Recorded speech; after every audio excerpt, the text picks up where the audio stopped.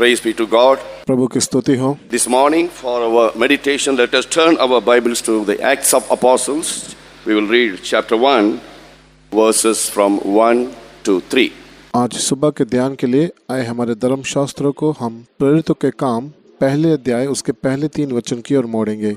हे Theophilus, मैंने पहली पुस्तिका उन सब बातों के विषय में लिखी जो यीशु आरंभ से करता और सिखाता रहा, उस दिन जब तक वह उन प्रेरितों को जिन्हें उसने चुना था पवित्र आत्मा के द्वारा आज्ञा देकर उठाया न गया। उसने दुख उठाने के बाद बहुत से पक्के प्रमाणों से अपने आप को उन्हें जीवित दिखाया और 40 दिन तक वह उनके साथ दिखाई देता रहा और परमेश्वर के राज्य की बातें करता रहा। After the resurrection of Lord Jesus Christ, Jesus showed himself alive to many people, particularly to the disciples for 40 days.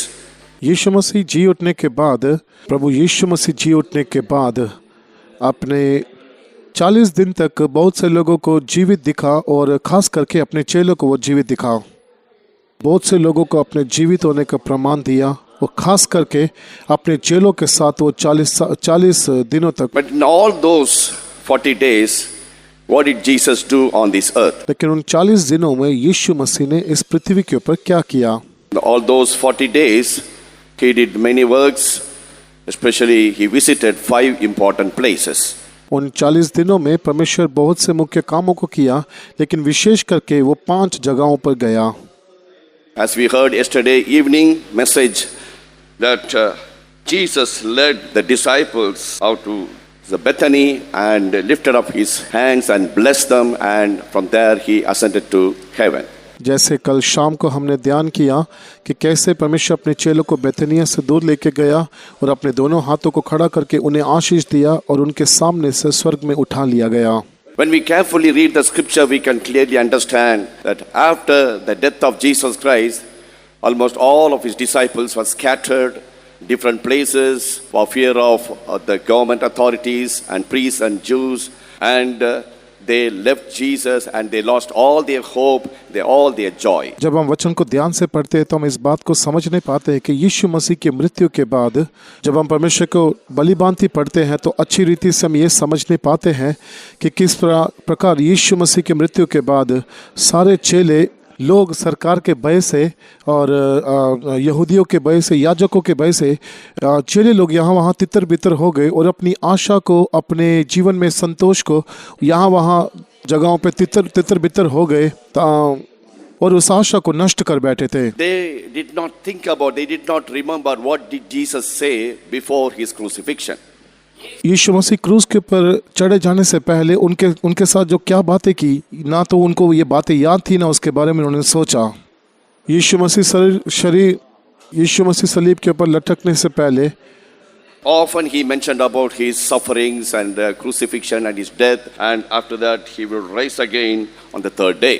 यीशु मसीह बार बार अपने चेलों के साथ अपने दुख उठाए जाने के बारे में और क्रूस के ऊपर चढ़ाए जाने के बारे में, उसके बाद मरने के बारे में और उसके बाद जी उठने के बारे में भी चेलों से बात करता था। That we can read Matthew chapter 16 verse 21 and Matthew chapter 26 verse 32. यह मत्ती 16 अध्याय का 21 वचन में हम पढ़ते और 24 अध्याय का 21 वचन में भी हम इस बात को पढ़ सकते हैं। Though Jesus mentioned all those things repeatedly, told all these incidents going to happen, but after the death of Jesus Christ, the disciples lost all their hope. यद्यपि परमेश्वर लगातार उनको ये बातें बताता था, लेकिन यीशु मसीह की मृत्यु के बाद चेले लोग भय के कारण अपने सारे विश्वास को और अपनी आशा को खो बैठे। All because of the adverse circumstances and present situation which they faced in their lives. ये इसके कारण हुआ जो विपरीत परिस्थितियां अपने जीवन में उन्होंने सामना की। Beloved, this is what exactly happening in many of our lives. प्रियो, हम में से बहुतों के जीवन में यही घट रहा है। प्रियो, यही हमारे जीवन में, हम में से बहुत सौ के जीवन में यही घटक रहा है। Though we heard the voice of God, received the promises of God, and we were encouraged in so many times, but when we face some difficulties and problems and adverse situations, we forget about everything. यद्यपि हम परमेश्वर की आवाज़ को सुनते हैं, उसके वचन को सुनते हैं, उसके द्वारा हम हियाव को प्राप्त करते हैं, फिर भी जब हम कष्टों के बीच में से, परेशानी, समस्याओं के बीच में से जाते हैं, तो परमेश्वर ने हमें दिया उस हियाव को, उस आशा को खो बैठते हैं। This is what we find in the lives of the disciples. यही हम चेलों के जीवन में हुआ करके हम देखते हैं। But our God is a faithful God.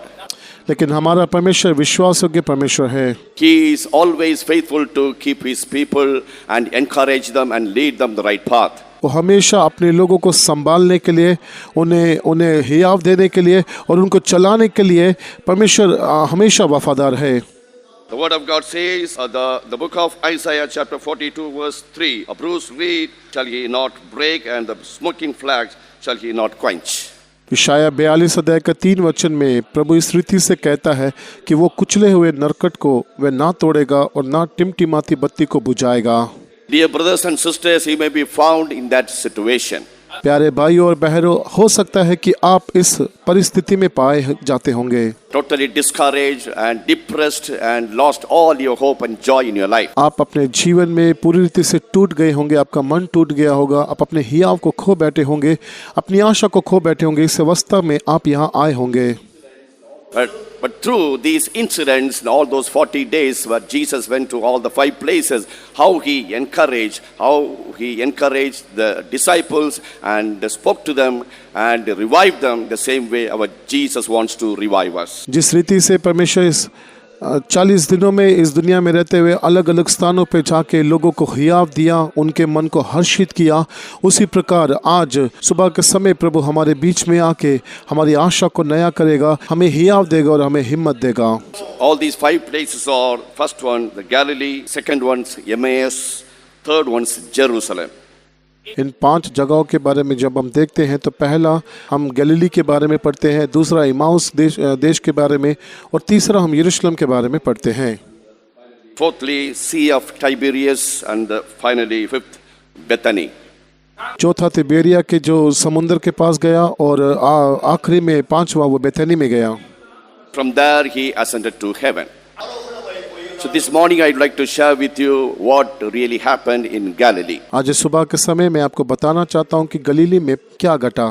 After Jesus rose again from the dead, the first place he visited was Galilee. यीशु मसीह मरे में से जी उठने के बाद सबसे पहला स्थान जो था वो गलीली था।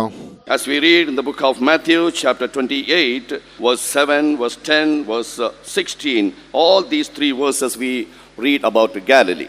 मत्ती 28 अध्याय का 7 वचन, 10 वचन और 16 वचन में, तीनों जगहों में हम गलील के बारे में पढ़ते हैं। So because Jesus already visited that place in his ministry, during the ministry on this earth, and preached the gospel, and he visited that place first after he rose again from the dead. क्योंकि यीशु मसीह पहले से ही उस स्थान में जाके सुसमाचार प्रचार किए थे अपने सेवा करने के दिनों में, इसलिए जी उठने के बाद भी सबसे पहले स्थान यीशु मसीह गलील में गए। यीशु मसीह इस भूमि के ऊपर as a prophetical fulfillment, as we read in the book of Isaiah chapter 9 verse 1. यही बात भविष्यवाणी के रूप में हम यशायाह 9 अध्याय के पहले वचन में पढ़ सकते हैं। Though it's a bit difficult to understand, the King James version, other version of the English Bible says like that, in the former time he brought into contempt the land of Zebulun. पहले तो उसने जबूलून देशों को अपमान किया, But in the latter time he has made it glorious. परंतु अंतिम दिनों में परमेश्वर ने उसकी बड़ी महिमा की। So this is how because Jesus visited that place, Galilee, he made it glorious. क्योंकि यीशु मसीह गलील में गया, इसलिए परमेश्वर ने उस स्थान को महिमा से भर दिया। As I mentioned the last meeting, the Thursday evening, because of the invasion of the enemies, the king of Assyrian king, they were in darkness, lying in darkness and afflicted. जिस प्रकार मैंने गुरुवार शाम को आपको बताया था कि किस प्रकार ये देश बार बार शत्रुओं के द्वारा आक्रमण करने के द्वारा, विशेष करके असीरिया और सीरिया के राजा के द्वारा आक्रमण करने के बाद ये अंधकार के बीच में और बड़े कष्ट के क्लेश के बीच में दिखाई देता था। Because Jesus visited Galilee and those areas and it was transformed, it was so glorious. लेकिन क्योंकि यीशु मसीह उस गलील देश में गया, इसलिए सारी बातों को, सारी विपरीत बातों को परमेश्वर ने परिवर्तन करके बदल दिया। Because Jesus visited that place first after he rose again from the dead, it was so glorious and the hearts of the disciples were encouraged. क्योंकि यीशु मसीह मरने जी उठने के बाद सबसे पहले उस स्थान में गया, इसलिए वो स्थान न केवल महिमा से भर गया, परंतु सारे प्रेरितों का मन हर्ष और उल्लास से भी भर गया। Beloved, this morning you may be found in the presence of God, the heavy heart and depressed and afflicted and lying in darkness. आज सुबह के समय आप भी आज परमेश्वर के सम्मुख में बारी हृदय के साथ अंधकार के साथ एक तीनी अवस्था में आप बैठे होंगे। If you allow Jesus to enter into your heart, to work in your life, surely He will make your life so glorious. लेकिन आप अगर अपने यीशु मसीह को अपने हृदय में प्रवेश करने के लिए और उसे ग्रहण करोगे तो निश्चय परमेश्वर आपके जीवन को महिमा से भर देगा। He will restore hope and joy in your life which you once you enjoyed and lost. Now He is going to help in your life. और वो आपके जीवन में उस आशा को, उस खुशी को वापस देगा जो एक समय आपके जीवन में आपने अनुभव किया था। Do not look at the situation, circumstances you are facing in your life. अपने जीवन में जो परिस्थितियों में से आप जा रहे हैं उन परिस्थितियों को आप ना देखें। Once just you allow Jesus in your life, He will change your life. एक बार यीशु मसीह को अपने जीवन में आप अनुमति दे, आप देखेंगे कैसे यीशु मसीह आपके जीवन को बदल देगा। Not only that, what we find in Galilee, उतना ही नहीं, हम गलीली में और क्या पाते हैं? before the sufferings of Jesus Christ on the cross, Jesus already spoke to the disciples and mentioning about Galilee. क्रूस के ऊपर उठाने वाले कष्ट के बारे में अपने चेलों से बात करने के समय में परमेश्वर ने गलील के बारे में भी उनसे कहा था। Matthew chapter 26 we read verse 31 and 32. मत्ती 26 अध्याय का 30 और 31 वचन में हम पढ़ते हैं। All ye shall be offended because of me this night, for it is written, I will smite the shepherd and the sheep of the flock shall be scattered abroad. तब यीशु ने उनसे कहा, तुम सब आज ही रात मेरे विषय में ठोकर खाओगे, क्योंकि लिखा है मैं चरवाहे को मारूंगा और झुंड के बेड़े तितर बितर हो जाएंगे। Verse 32, but after I am risen again, I will go before you into Galilee. 32 वचन, परंतु मैं अपने जी उठने के बाद तुमसे पहले गलील को जाऊंगा। One of the beautiful prophecy mentioned in the book of Zechariah chapter 13 verse 7. जकरिया 13 अध्याय का 7 वचन के बीच में कितनी अच्छी एक भविष्यवाणी के विषय के बारे में हम पढ़ते हैं। I will smite the shepherd. It's mentioned about the sufferings of Jesus on the cross. मैं चरवाहे को मारूंगा, ये यीशु मसीह के कष्ट के बारे में लिखा गया है। So when Jesus was caught by the Roman soldiers and he was condemned to death, and when he was crucified, all the disciples left him and fled. जब रोमी सिपाहियों ने आके यीशु को पकड़ा और दोष लगा के उसे क्रूस के ऊपर चढ़ाया तो तब यीशु के सारे शिष्य उसे छोड़ के भाग गए। Though they were scattered abroad, but Jesus, after his resurrection, he did not leave them alone. यद्यपि वो यहाँ वहाँ तितर बितर हो गए, फिर भी यीशु मसीह पुनरुत्थान होने के बाद उन्हें नहीं छोड़ा। We can clearly see through the message given to the disciples how Jesus gathered them once again into Galilee. इस जगह में हम देखते हैं कि यीशु मसीह के द्वारा दिए वो संदेश के द्वारा किस रीति से उसने अपने शिष्यों को गलील में वापस एकत्रित किया। So behold, he goeth before you into Galilee, there ye shall see him. देखिए वो आपके तेरे सामने गलील में जा रहा है और तुम वहाँ उसे देखोगे। So the angel of the Lord clearly told this message.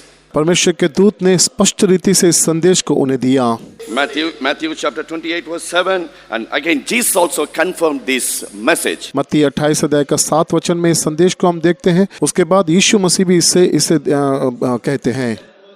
The 10th verse we read, then said Jesus unto them, be not afraid, go tell my brethren that they go into Galilee, there they shall see me. और 10 वचन में यीशु इस प्रकार से कहता है, मत डरो, मेरे भाइयों से जाकर कहो कि गलील को चले जाएं, वहां मुझे देखेंगे। I will smite the shepherd. मैं चरवाहे को मारूंगा। The beautiful quality, good quality of a good shepherd is always leading the sheep in the right path. एक चरवाहे का जो अच्छा गुण ये है कि वो हमेशा अपनी भेड़ों को ठीक मार्ग में चलाता है।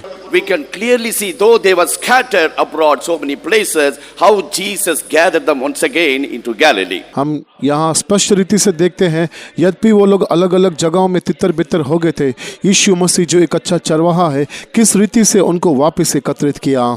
There they were revived, they were encouraged by the Lord. वहाँ वो यीशु मसीह के द्वारा जिलाए गए और उन्हें हियाव दिया गया। From this what do we understand? इसके द्वारा हम क्या समझ सकते हैं?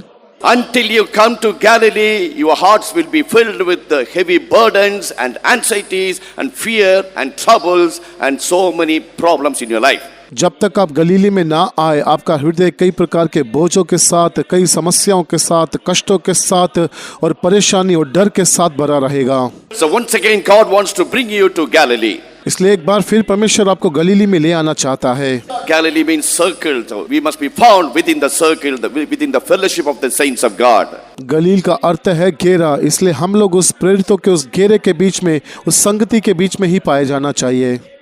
If we continue to do the will of God and be found within the will of God and within the fellowship of the saints of God, the hearts will be rejoicing and you will be encouraged, and all the anxieties, all the problems and all the difficulties will be removed from your life. अगर हम लगातार परमेश्वर की मर्जी को करते रहेंगे और उस मर्जी के बीच में पाए जाएंगे, तब परमेश्वर हमारे हृदय को सारे प्रकार के उल्लास के साथ और खुशी के साथ और हियाव से भर देगा और हमारे जीवन में रहने वाले सारे प्रकार के डर को, सारे प्रकार के दुखों को, मन की वेदनाओं को हम जो हमारे जीवन से हम दूर करेंगे। Here we find a beautiful truth, and when we consider our Jesus as a shepherd, जब हम हमारे यीशु मसीह को एक चरवाहे के रूप में देखते हैं तो उसके बारे में एक अच्छी बात को यहाँ हम देखने पाते हैं। there are three stages of Jesus Christ as a shepherd. एक चरवाहे के रूप में यीशु मसीह के 3 भागों को हम देख सकते हैं। As a good shepherd, he gave his life for us on the cross. एक अच्छा चरवाहा होने के लिए परमेश्वर ने अपने जीवन को हमारे लिए क्रूस के ऊपर दे दिया। That we can read John the Gospel chapter 10 verse 11. इस बात को हम यूहन्ना 10 अध्याय के 14 वचन में पढ़ते हैं। And the second stage of Jesus Christ as a shepherd is a great shepherd. दूसरा, यीशु मसीह जो चरवाहा है, एक महान या एक बड़ा एक चरवाहा है। As we read the book of Hebrews chapter 13 verses 20 and 21. इब्रानियों 13 अध्याय का 20 और 21 वचन में हम इस बात को पढ़ते हैं। So what does this great shepherd do in our lives? ये महान चरवाहा हमारे जीवन में क्या करता है? Now what is he doing in our lives? अभी वो हमारे जीवन में क्या कर रहा है? As a great shepherd, make you perfect in every good work to do his will. हमारा प्रधान चरवाहा होके हमें हर एक प्रकार के भलाई के कामों में सिद्ध करते हुए उसकी सिद्ध इच्छा पूरी करने के लिए मदद करता है। वो महान चरवाहा होके हमें सारे प्रकार की भलाई करने के लिए। Beloved, this is what Jesus is doing in our lives as a great shepherd. यही महान चरवाहा होकर यीशु मसीह हमारे जीवन में कर रहा है। And finally, it's a chief shepherd. The third stage of Jesus Christ as a shepherd is a chief shepherd. यीशु मसीह जो हमारा चरवाहा है, तीसरा अनुभव उसका है कि वो हमारा प्रधान चरवाहा है। As we read the book of 1 Peter chapter 5 verse 4. जिस प्रकार हम पहला पत्रस 5 अध्याय का 4 वचन में पढ़ते हैं।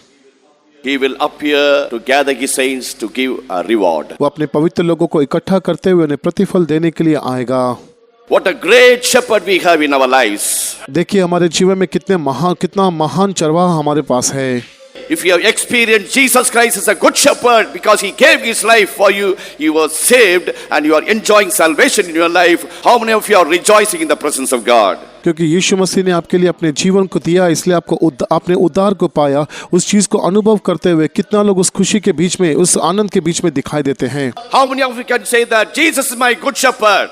कितने लोग कह सकते हैं कि मेरा यीशु मेरा अच्छा चरवाहा है। Hallelujah! Hallelujah. Almost all of us are enjoying, experiencing our Jesus as a good shepherd. लगभग हम सब लोग यीशु मसीह को हमारा एक अच्छा चरवाहा होकर अनुभव कर रहे हैं। If it is so, how much more as a great shepherd now he is doing his will in our lives. अगर ऐसा है तो वो एक प्रधान चरवाहा होके अपनी मर्जी को हमारे जीवन में किस रीति से पूरा कर रहा है। Praise be to God. प्रभु की स्तुति हो। May the Lord grant us grace to understand our Lord in the right way. Our Jesus is a good shepherd, great shepherd and chief shepherd. हमारे यीशु मसीह को बलिभांति से समझने के लिए एक अच्छा चरवाहा होके, एक महान चरवाहा होके और प्रधान चरवाहा होके उस विषय को समझने के लिए प्रभु हमें अपना अनुग्रह देना चाहिए। Though you are scattered, gone far away from God and gone astray from the presence of God, you must remember that our Jesus is still coming in search of you. यद्यपि हम तितर बितर होके प्रभु के सम्मुख से दूर हो गए, उससे हम दूर चले गए, फिर भी परमेश्वर अपनी दया से परमेश्वर में एकत्रित कर रहा है। How Jesus cares for our lives. यीशु मसीह कैसे हमारे जीवन की चिंता करते हैं।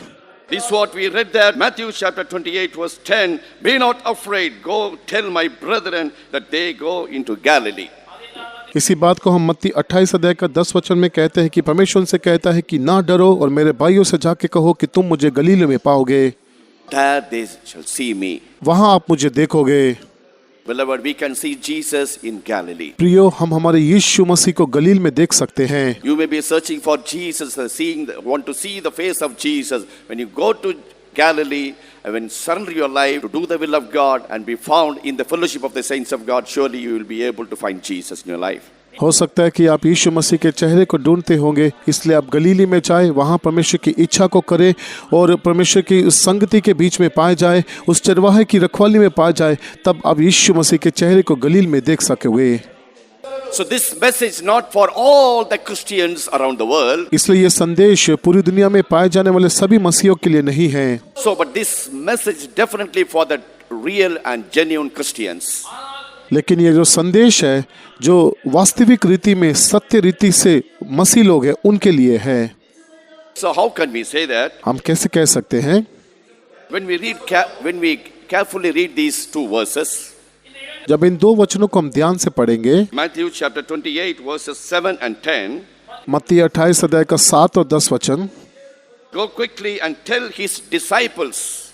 और शीघ्र जाकर उसके चेलों से कहो। Here in the 7th verse it is mentioned the disciple.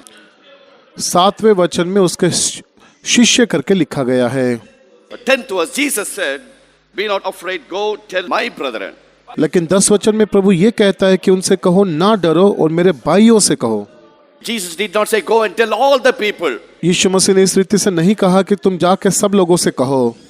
And tell my brethren. मेरे भाइयों से जाके कहो।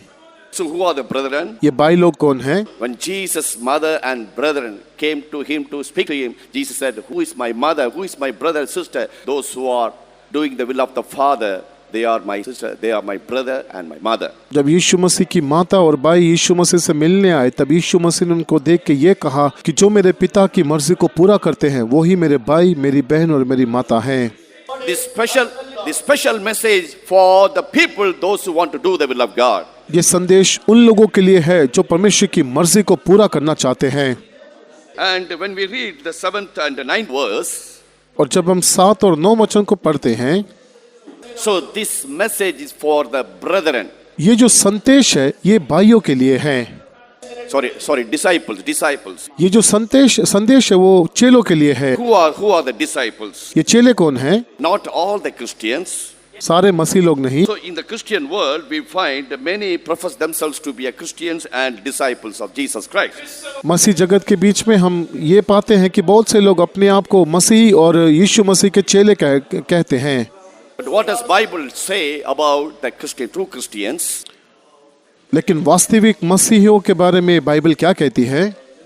So what does Bible speak about the true disciples? वास्तविक चेलों के बारे में भी बाइबल क्या कहती है? Acts of Apostles chapter 11 verse 26 we read. प्रेरितों का काम 11 अध्याय का 26 वचन में हम पढ़ते हैं। The last portion we read, and the disciples were called Christians first in Antioch. और चेले सबसे पहले अंतकिया ही में मसीह कहलाए। So therefore, from this we understand all the Christians are not genuine or real Christians. इसलिए इस वचन से हम ये समझने पाते हैं कि सारी दुनिया में जो मसीह लोग हैं, वो वास्तविक मसीह या सत्य मसीह नहीं हैं। There are so many Christians are in the world. They are attending the church regularly and worshiping the Lord. बहुत से लोग मसीह लोग हैं जो इस संसार के बीच में हैं, जो कलीसिया में सभा में जाते हैं और आराधनाओं में भाग लेते हैं। But they are not real Christian. They are not real followers of Christ. लेकिन वो सब लोग वास्तविक रीति के परमेश्वर के चेले नहीं हैं और ना ही मसीह हैं। They will attend the church at the same time. They will drink and smoke and indulge in all the wrong activities. वो सभा में भी जाते हैं और साथ ही साथ वो लोग शराब भी पीते हैं, धूम्रपान करते हैं और कई प्रकार की बुराइयों को करते हैं। Praise be to God. प्रभु की स्तुति हो। When I was serving in Andaman Nicobar Islands, जब मैं अंडमान निकोबार के टापुओं में सेवा कर रहा था, just opposite to the Faith Home, the Center Faith Home, there's another church. It's called Church Road. हमारे सेंटर फेतुम के सामने एक और चर्च है और जिसके नाम पे उस सड़क का नाम भी दिया गया है। Just little further down, we are able to see the people are worshiping and coming down after the meeting. थोड़ा नीचे जाने से हम लोगों को आराधना करते हुए और वापस आते हुए हम देख सकते हैं।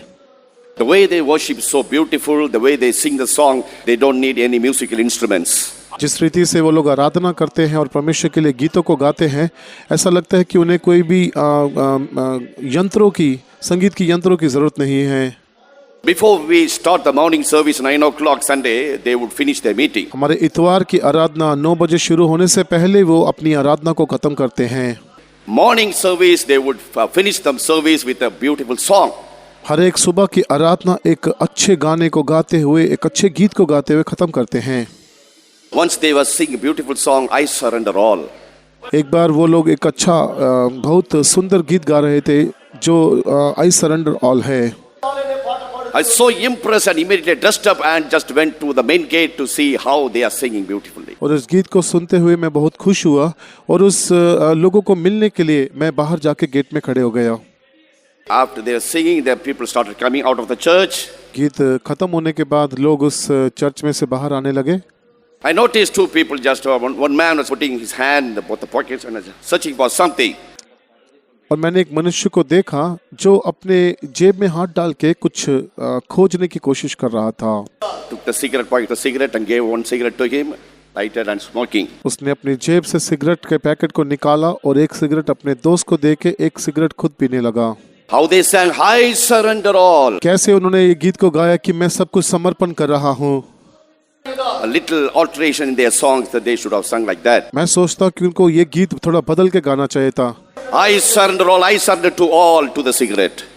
मैं सब कुछ समर्पण कर रहा हूँ लेकिन प्रभु के लिए नहीं, मैं सिगरेट पीने के लिए अपने आप को समर्पण कर रहा हूँ। Beloved, this is the state of many Christians. प्रियो, बहुत से मसीहों की हालत यही है। The disciples were called the Christians. चेलों को मसीह कहलाया गया। Who are the disciples? ये चेले कौन हैं? Followers of Christ. जो यीशु मसीह का अनुगमन करते हैं। During the time of Jesus on this earth, many disciples were found. जब यीशु मसीह इस पृथ्वी के ऊपर थे तो बहुत से चेले पाए गए। No time to explain everything in detail. सारी बातों का विवरण देने के लिए समय नहीं है। Just quickly I will mention one by one just as with a reference. मैं छोटा करते हुए केवल वचन के भाग को बोलूंगा। During the time of Jesus, one group of disciples were called the disciples of Moses. यीशु मसीह के समय में कुछ ऐसे चेले थे जो मूसा के चेले कहलाए जाते थे।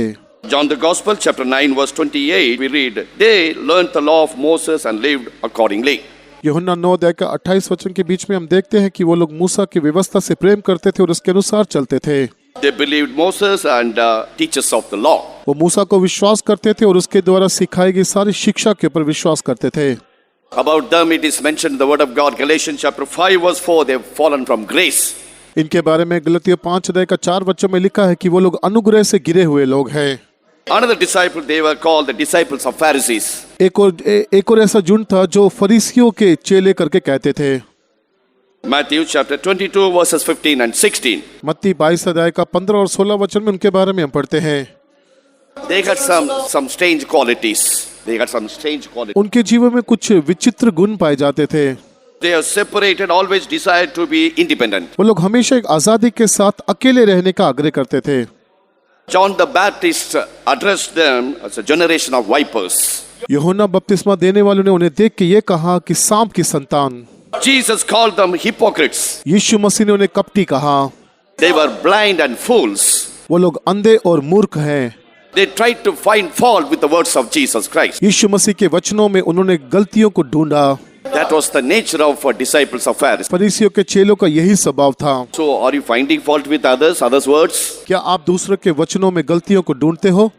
Are you living a hypocritical life? क्या आप एक कपटी का जीवन बिताते हैं? Double standard, like outwardly showing that I am so godly, I am a good person, like that. क्या आप एक दोगला जीवन बिताते हैं? बाहर से आप दिखाते हैं कि मैं बहुत भक्तिहीन और मसीह का डरने वाला हूँ। Inside all filthiness and abomination. लेकिन आपके अंदर हर एक प्रकार का अधर्म और कुकर्म पाया जाता है। Praying and singing, Lord, I love you, I will follow you. इस रीति से गीत गाते हैं, प्रार्थना करते हैं कि परमेश्वर मैं तुझे प्यार करूंगा और तेरे पीछे चलूंगा। Going to the world, following the world. लेकिन संसार में जाते हुए उसका अनुगमन करते हैं। You cannot be called the disciples of Jesus Christ. हम कभी भी परमेश्वर के चेले नहीं कहलाए जाएंगे।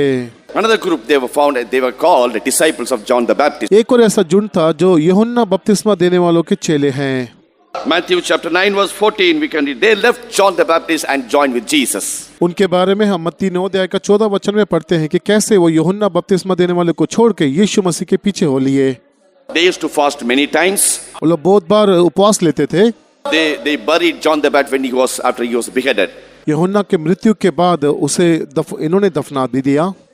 But we find one group of people, they were called the disciples of Jesus. लेकिन एक और झुंड था जिसके बारे में हम पढ़ते कि वो यीशु मसीह के चेले कहलाए जाते थे।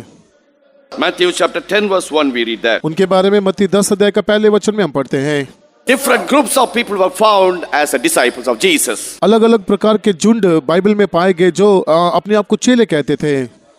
Among the disciples of Jesus there were different groups. यीशु मसीह के चेलों के बीच में भी कई अलग प्रकार के झुंड थे। 12 apostles, 12 प्रेरित, 70 disciples, 70 प्रेरित, secret disciple गुप्त चेले, गुप्त रीति के चेले, like Joseph the Arimathea. अरमथिया के यूसुफ के समान। Many others, the women, they followed Jesus as a disciples. They did the ministry with their substance. अपनी संपत्ति के साथ यीशु मसीह की सेवा करने वाले कई महिलाएं जो अपने आप को चेले कहते थे वो भी थे। We can find the beautiful qualities in the lives of the disciples of Jesus Christ. यीशु मसीह के चेलों के जीवन में एक बहुत अच्छा उत्तम स्वभाव को हम देखते हैं। Time doesn't permit to mention all those things. समय उन सारी बातों को विवरण देने के लिए अनुमति नहीं देता। I'll quickly mention few things. उनके बारे में मैं जल्दी से कुछ बातों को बताऊंगा।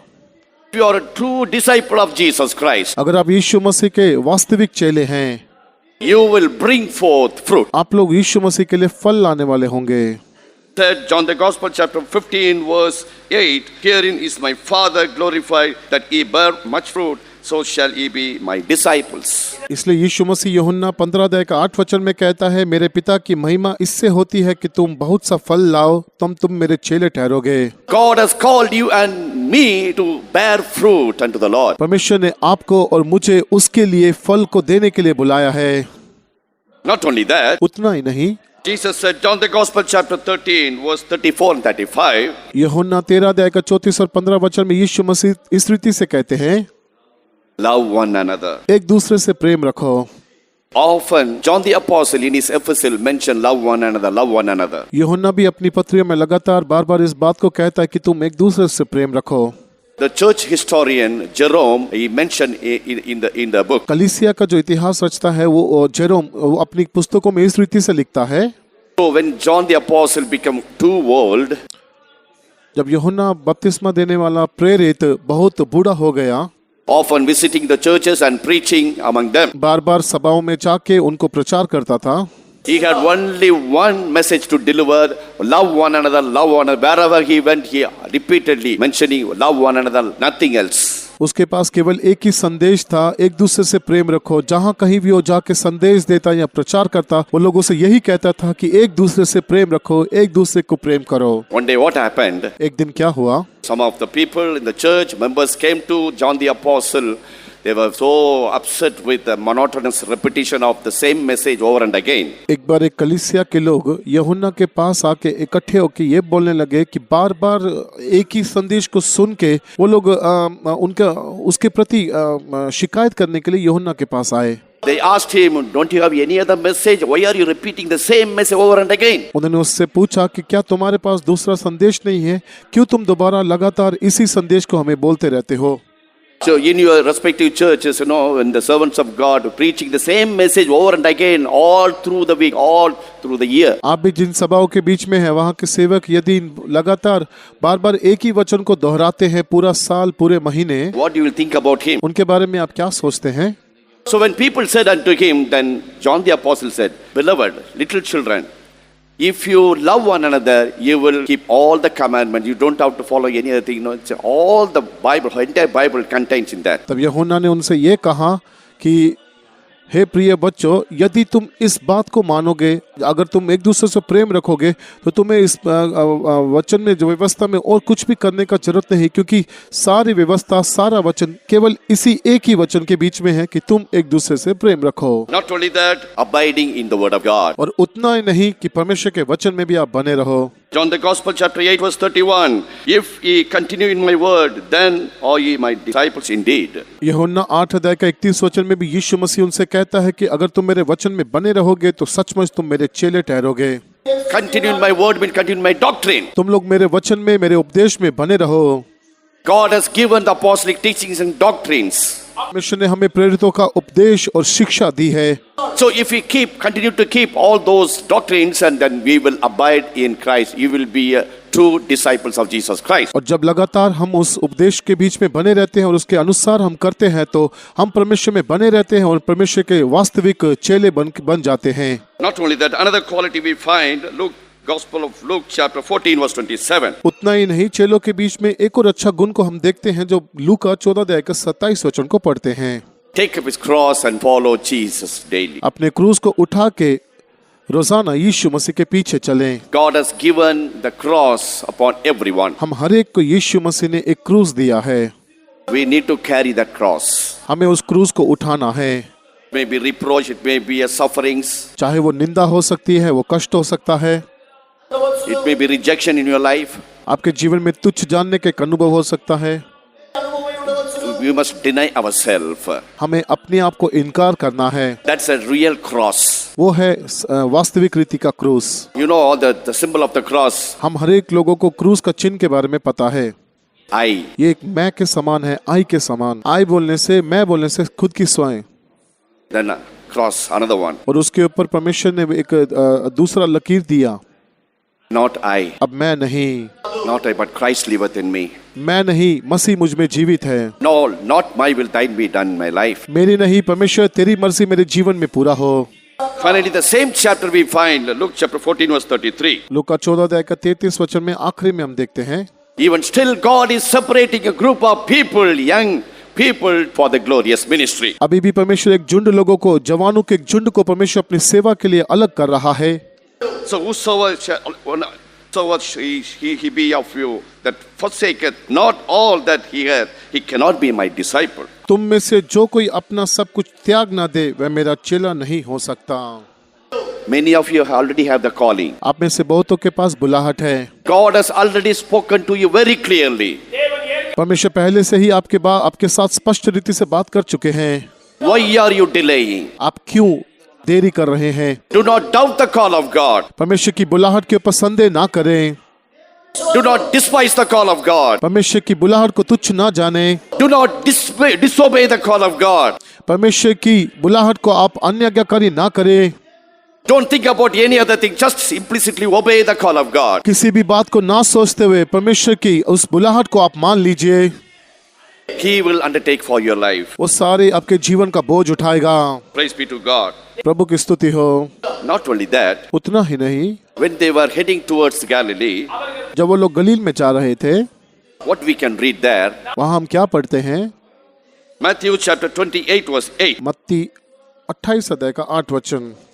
And they departed quickly from the sepulchre with fear and great joy, and did run, bring his disciples word. वे बड़े भय और आनंद के साथ कब्र से शीघ्र लौटकर उसके चेलों को सुसमाचार देने के लिए दौड़ गई। नहीं, Beloved, there's a race to run in our life. प्रियो, हमारे जीवन में एक दौड़ है जो हमें दौड़नी है। Not a time to linger. ये समय हमें पीछे रहने का या देरी करने का, विलंब करने का नहीं है। It's not a time to look back. ये समय पीछे मुड़ के देखने का नहीं है। Time to run towards Jesus Christ. ये वो समय है जब हम यीशु मसीह को देख के उसकी ओर दौड़े। It's a right time, high time to run towards Jesus Christ with the great fear of God and the joy. बड़े भय के साथ और आनंद के साथ यीशु मसीह को देखते हुए उसकी ओर दौड़ने का ये ठीक समय, सही समय है। God has called you and me with a specific purpose. परमेश्वर ने एक बड़ी योजना के साथ आपको और मुझे बुलाया है। Each and every life has two important parts. One is a life and the ministry. हर एक के जीवन में दो मुख्य भाग होते हैं, एक है जीवन और दूसरा है सेवा। St. Paul very clearly told that, Acts of Apostles chapter 20 verse 24. प्रेरितों के काम 20 अध्याय का 24 वचन में संत पौलुस स्पष्ट रीति से इसके बारे में कहते हैं। Verse 23 was mentioning about the bonds and afflictions. 23 वचन में वो बंधुआई के बारे में और कष्टों के बारे में कहता है। So neither bonds nor afflictions stop him from running the race. ना ही बंधन और ना ही क्लेश उसके जीवन में उसको दौड़ने के लिए किसी भी प्रकार का रुकावट दिखाई दिया। He did not look at the bonds or afflictions. उसने उन बंधनों को और उस क्लेश को नहीं देखा। Verse 24, but none of these things move me, neither count I my life dear unto myself. 24 वचन में वो कहता है, परंतु मैं अपने प्राण को कुछ नहीं समझता कि उसे प्रिय जानूं, So that I might finish my course with joy वरन ये कि मैं अपनी दौड़ और उस सेवा को पूरा करूं and the ministry which I have received of the Lord Jesus. और वो सेवा को पूरा करूं जो मैंने यीशु मसीह के द्वारा प्राप्त की है। Testify the gospel of the grace of God. उसने प्रभु के अनुग्रह सुसमाचार के अनुग्रह के बारे में प्रचार किया। What a great vision Saint Paul had. देखिए संत पौलुस के पास कितना बड़ा एक दर्शन था। But beloved, let us also run with that great vision. प्रियो, आए भी हम उस बड़े उद्देश्य के साथ, बड़े दर्शन के साथ इस दौड़ को दौड़े। As we run towards Jesus Christ, यीशु मसीह को देख के जब हम दौड़ेंगे, run towards Galilee. ये गलील की ओर हम दौड़े, There, वहां हम यीशु को देखने पाएंगे। the ultimate purpose and plan of God concerning our lives. हमारे जीवन के लिए जो परमेश्वर का आखिरी योजना है, We must see our Jesus with all his glory when he appears in the mid-air. हमारा यीशु मसीह जब मध्य आकाश के बीच में आएगा, उसकी महिमा में पूरी महिमा में हम यीशु मसीह को देखना चाहिए। From this incident, we clearly find that how Jesus did a wonderful work in the lives of the disciples, leading them to Galilee, that they saw. इस घटना के द्वारा हम ये समझ सकते हैं कि परमेश्वर ने कितना सुंदर काम अपने चेलों के जीवन में किया और उन्हें गलीली में लेके गया ताकि वो यीशु मसीह को देखने पाएं। They were totally shattered and scattered and broken, lost all their hope and joy in their lives. वो पूरी रीति से तितर बितर हो चुके थे, टूट चुके थे, अपनी आशा को खो बैठे थे और अपने हियाव को खो बैठे थे। We see how Jesus gathered them in Galilee and restored them. हम देखते हैं कि इस रीति से यीशु मसीह ने उन्हें गलीली में लेके आए और उन्हें परमेश्वर ने आशीष किया। So also in your life, God wants to restore all the blessings in your life. वैसे ही परमेश्वर आज आपके जीवन में हर एक प्रकार की आशीष को आपको वापस लौटाना चाहता है। How many of you want to follow Jesus sincerely? कितने लोग सच्चाई के साथ यीशु मसीह के पीछे चलना चाहते हैं? Let's all make a decision in the presence of God this morning. आइए आज सुबह के समय हम परमेश्वर के सम्मुख में एक निर्णय लेंगे। Lord, I will follow you. प्रभु, मैं तेरे पीछे चलूंगा। Lord, I will love you with all my heart, all my soul. परमेश्वर, मेरे पूरे हृदय से, मैं मेरे पूरे प्राण से तुझे प्यार करूंगा। I will run my race and looking unto Jesus, author and finisher of faith. मैं अपनी दौड़ को यीशु मसीह जो मेरे विश्वास का आदि और करता है, मैं अपनी दौड़ को यीशु मसीह को देख के पूरा करूंगा जो मेरे विश्वास का आदि और सिद्ध करने वाला है। उसे देख कर दौड़ूंगा। Surely God will fulfill his plan in your life. निश्चय परमेश्वर अपनी योजना हमारे जीवन में पूरा करेगा।